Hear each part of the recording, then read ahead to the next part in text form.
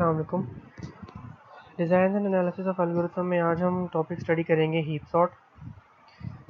Heap sort is one of the best sorting methods being in place with no quadratic worst case running time. Heap sort involves building a heap data structure from the given array and then utilizing the heap to sort the array. Heap sort is a comparison based sorting technique based on binary heaps data structure. It is similar to selection sort where we first find the maximum element and place the maximum element at the end. We repeat the same process for remaining element. Heap sorting algorithm में one of the best technique है data को या array को unsorted array को sort करने के लिए। इसका वर्स्ट केस रन टाइम भी क्वाड्रेटिक नहीं होता, जिसकी वजह से ये हमें टाइम कम्प्लेक्सिटी जो है अच्छी देता है। इसके अलावा इसमें हीप डाटा स्ट्रक्चर यूज़ होता है। अनसॉर्टेड एरे हम लेते हैं और उसका हीप क्रिएट किया जाता है, और हीप क्या होता है, किस तरह क्रिएट होता है, ये आगे जाके मैं बताऊँगा। और इसके अलावा इसमें ये एक ऐसी टेक्निक है जो बाइनरी हीप पर बेस करती है, यानी बाइनरी ट्रीज पर बेस करती है। और बिल्कुल सिलेक्शन सॉर्ट की तरह ही, जिस तरह हम सिलेक्शन सॉर्ट में मैक्सिमम एलिमेंट फाइंड करके उसे लास्ट पर प्लेस करते हैं उसकी राइट पोजीशन पे, और फिर यही प्रोसेस पूरे तमाम एलिमेंट्स के लिए रिपीट करते हैं। हीप सॉर्ट में भी कुछ इसी तरह से होता है, लेकिन हीप्स को यूज़ करते हुए। हीप क्या होता है? Heap is a special tree based data structure that specifies the following special heap properties. Heap एक ट्री की तरह का डाटा स्ट्रक्चर है, ठीक है, और उसकी कोई ये दो प्रॉपर्टीज। सबसे पहले shape property, heap data structure is always a complete binary tree which means all levels of the tree are fully field.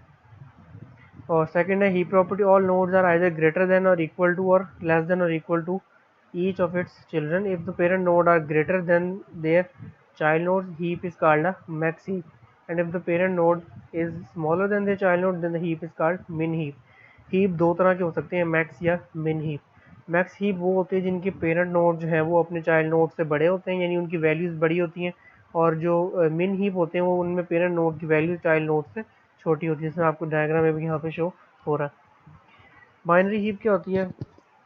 सबसे पहले हम देखते हैं कि कंप्लीट बाइनरी ट्री क्या होता है। Complete binary tree is a binary tree in which every level except possibly the last is completely filled and all nodes are as far left as possible.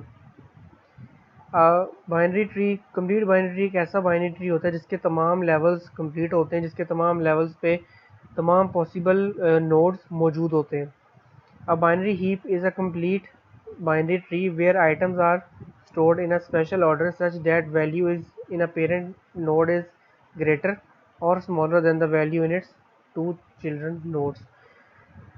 Binary tree की तरह जो binary heap है वो भी एक complete binary tree है, लेकिन इसमें फ़र्क ये है कि इसमें एलिमेंट्स जो एक स्पेशल ऑर्डर में प्लेस किए जाते हैं, स्टोर किए जाते हैं। किस तरह से? इस तरह से कि पेरेंट नोड का जो एलिमेंट है या वैल्यू है वो या तो अपने चाइल्ड नोड से सबसे ज़्यादा बड़ी होगी या सबसे ज़्यादा कम होगी, जिसको अभी हमने पीछे किया मैक्स और मिन हीप। एरे में रिप्रेजेंटेशन के लिए हम सपोज करते हैं कि हमारे पास एक एरे ए है और एक रूट ऑफ ट्री इज, यानी हम एरे का जो रूट है वो इंडेक्स 1 पे हम उसको रख लेते हैं, और आपके सामने डायग्राम एरे भी है और ट्री भी एक शो किया हुआ है। इसमें हम देख रहे हैं कि जो रूट नोड है, यानी कि ट्री का रूट नोड है, सबसे टॉप वाला पेरेंट नोड, उसमें हम इंडेक्स नंबर 1 की वैल्यू प्लेस कर रहे हैं। उसके बाद लेफ़्ट चाइल्ड, यानी उस एरे का जो लेफ़्ट चाइल्ड है वो एरे का सेकंड इंडेक्स होगा, और राइट चाइल्ड उसका कौन सा होगा? एरे का थर्ड इंडेक्स होगा। उसके बाद फिर आता है पेरेंट नोड। पेरेंट नोड में फिर हम उसका हाफ करेंगे, और इस तरह से कंटिन्यू होगा। किस तरह होगा हम आगे देखते हैं। सबसे पहले एल्गोरिथम देखते हैं क्या है हीप सॉर्ट का। Heap sort algorithm involves preparing the list by first turning it into a max heap. सबसे पहले heap sort algorithm max heap में कन्वर्ट करता है हमारे पूरे एरे को। The algorithm then repeatedly swaps the first value of the list with the last value, और फिर रिपीटेडली वो स्वैपिंग करता है। किस तरह से?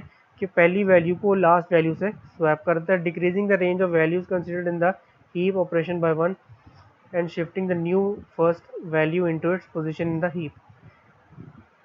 कुछ स्टेप्स इसमें। सबसे पहले बिल्ड मैक्स हीप का फंक्शन कॉल होता है, और उसके बाद हमारे पास स्वैपिंग होती है। फिर हम शिफ्ट डाउन फंक्शन यूज़ करते हैं, को कॉल करते हैं और फिर स्टेप 2 को रिपीट करते हैं। ये हमारे पास एल्गोरिथम है। हीप सॉर्ट में सबसे पहले आप यहाँ पे देख रहे हैं स्क्रीन पे बिल्ड मैक्स हीप का फंक्शन कॉल हुआ है। उसके बाद फंक्शन कॉल होने के बाद हम ये लूप लगी है लेंथ पे उसके, ठीक है। और ये जो बिल्ड मैक्स हीप है उसका कोड ये है हमारे पास, और ये लास्ट पे जो मैक्स हीपीफाई का फंक्शन है उसका कोड हमारे पास ये है। कोड समझने से बेहतर है हम इसको देखेंगे, क्योंकि कोर्स हमारा ये design and analysis of algorithm है, तो हम इसकी वर्किंग और एनालिसिस करेंगे। ये काम किस तरह से करता है, दो पार्ट्स में डिवाइड होता है। Create a heap of the unsorted list और एरे। सबसे पहले ये एक हीप क्रिएट करता है एक अनसॉर्टेड लिस्ट की। उसके बाद then a sorted array is created by repeatedly removing the largest or smallest element from the heap and inserting it into द array. The heap is reconstructed after each removal. Initially, on receiving an unsorted list, the first step in heap sort is to create a heap data structure. Once heap is built, the first element of the heap is either largest or smallest. Heap किस तरह से हम बनाते हैं, जो कि हमारा सबसे पहला काम ही है कि हीप बनानी है हमने। Heapify procedure can be applied to a node only if its children nodes are heapified. If so the heapification must be performed in the bottom up order. Let's understand with the help of an example. Suppose हमारे पास array कुछ यूँ है जिसमें 5 values हैं, 4, 10, 3, 5 and 1। ये आपके सामने एक ट्री शो किया गया है और ये ब्रैकेट्स में जो नंबर्स आपको शो हो रहे हैं 0, 1, 2, 3, 4 ये इंडेक्सेस हैं एरे के। Applying heapify procedure to index 1। Index 1 पे हम हीपीफाई प्रोसीजर जब लगाएंगे तो हमारे पास कुछ एरे यूँ आएगा। इंडेक्स 0 पे जब हम लगाएंगे तो हमने ये देख रहे हैं कि हमारे पास इस पूरे ट्री में जो 10 है वो सबसे लार्जेस्ट वैल्यू है, इसलिए हम 10 को स्वैप करेंगे किसके साथ, 4 के साथ। और उसके बाद 4 चूँकि 5 से भी छोटा है तो 4 नीचे आएगा और 5 को स्वैप किया जाएगा 4 के साथ। इसका एनालिसिस देखने से पहले सबसे हम इसकी एग्जांपल समझ लेते हैं। हमारे पास एक एग्जांपल के तौर पे कुछ ये एक वीडियो है। I found it best in regards of understanding the example of heap sort। इसमें हम देखते हैं कि सबसे पहले हमारे पास यहाँ पे सबसे पहले एक इनपुट डाटा है जिसमें कुछ वैल्यूज इस तरह से शो की गई हैं। हम इसका एक हीप बनाते हैं। हीप बनाने का मैंने तरीका जैसे बताया उसी तरह से है। पहला इंडेक्स 4, उसके बाद उसके चाइल्ड नोड्स 10, 3, फिर नेक्स्ट जो इंडेक्स है उसको अगले का चाइल्ड नोड बना दें और उसके बाद हम जो है मैक्स हीप में से कन्वर्ट करेंगे।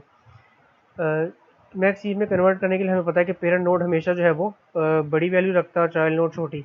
चूँकि 10 यहाँ पे लार्जेस्ट है और 4 जो है वो छोटा है तो हम 4 और 10 को स्वैप करेंगे और इसी तरह से एरे के अंदर भी ये स्वैप हो जाएगा। फिर हम देखेंगे कि 5 जो है वो 4 से बड़ा है तो हम 5 और 4 को स्वैप करेंगे और एरे में भी 5 और 4 जो है वो स्वैप होगा। फिर हम नोड रिमूव करेंगे, पहला और आखिरी नोड जो है वो रिप्लेस करेंगे और इस तरह हमारे पास 1 जो है फर्स्ट नोड पर आ जाएगा और 10 जो है ख़त्म हो जाएगा। फिर दोबारा वही प्रोसीजर सारा हम रिपीट करेंगे, कंपेयर करेंगे, स्वैप करेंगे और लास्ट पे हम जो है वो जो आखिरी नोड है वो उसे रिमूव कर देंगे। 10 और 5 अपनी जिस तरह सिलेक्शन सॉर्ट में होता है ग्रेटर एलिमेंट अपनी एग्जैक्ट पोजीशन पे आ रहा है, इसी तरह से जो लार्जेस्ट एलिमेंट है वो आप देख रहे हैं कि लास्ट पर जो है वो अपनी करेक्ट पोजीशन पर आते जा रहे हैं और सेम प्रोसीजर बार बार रिपीट हो रहा है और इस तरह से ये हमारा जो एरे है वो सॉर्ट हो गया और यहाँ पे एल्गोरिथम जो है वो ख़त्म हो जाएगा। अब हम देखते हैं इसका एनालिसिस में हम इसकी सबसे पहले हम देखते हैं कि हमारे एल्गोरिथम में हर स्टेटमेंट जो है वो उसका रन टाइम क्या है, कितनी दफ़ा वो रन हो रही है। बिल्ड मैक्स हीप जो है उसका रन टाइम n है और जो लूप है हमारी वो n टाइम्स चलेगी, यानी टोटल जितनी एलिमेंट्स होंगे एरे में ये उतने टाइम जो है लूप चलेगी। तो इस फॉर लूप स्टेबल स्टेटमेंट का जो रन टाइम है वो n होगा और स्वैपिंग का काम हमारा n-1 टाइम हो रहा है। इसी तरह से जो हीप साइज हम फाइंड करें वो भी n-1 टाइम हो रहा है और मैथ CP5 जो है ये n log n पे वर्क कर रहा है। तो अगर हम इस पर कुछ स्टेटमेंट्स की यूँ लगाएं, इन सबको सम अप अगर हम करें तो हमारा रिकरेंस रिलेशन कुछ यूँ बनेगा t ऑफ 2n/3 प्लस 1। यहाँ पे अगर हम मास्टर मेथड लगाते हैं इस से तो हमारे पास बिग ओ log n जो है वो हमारे पास टाइम कम्प्लेक्सिटी आती है। और इस तरह से हम देखते हैं कि टाइम कम्प्लेक्सिटी वर्स्ट केस में हमारे पास और एवरेज केस में और बेस्ट केस में हीप सॉर्ट सेम रहती है। Thank you.